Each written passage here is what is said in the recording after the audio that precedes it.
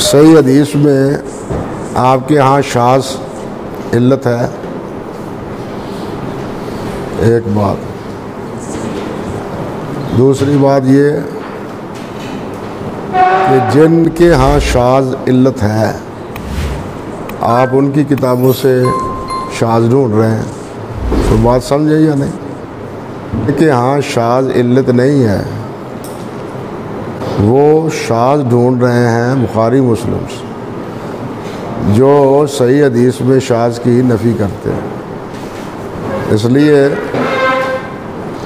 جو ڈھونڈ کے شاذ کی مثالیں نکالی ہیں وہ یہ ایک ضابطہ بتلاتا ہے کہ وہ مثالیں مد نظر ہیں یا ان کو شاذ کہنا ہی درست نہیں۔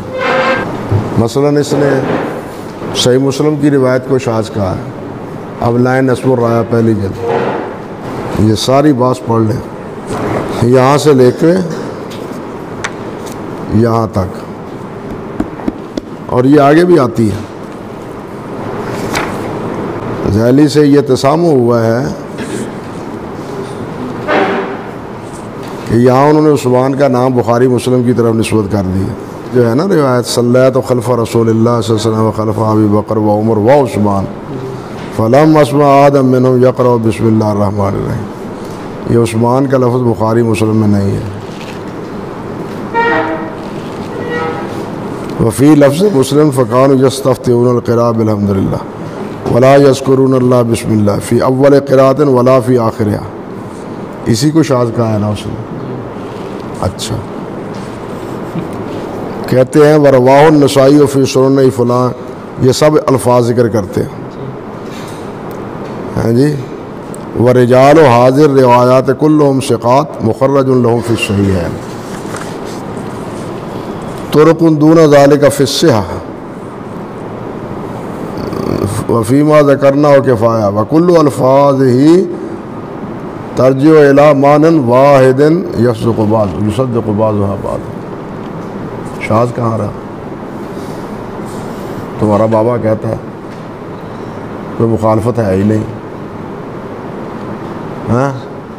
شاذ مخالفت میں ہوتا ہے نا، مخالفت ہے ہی نہیں، وہ کہتا ہے۔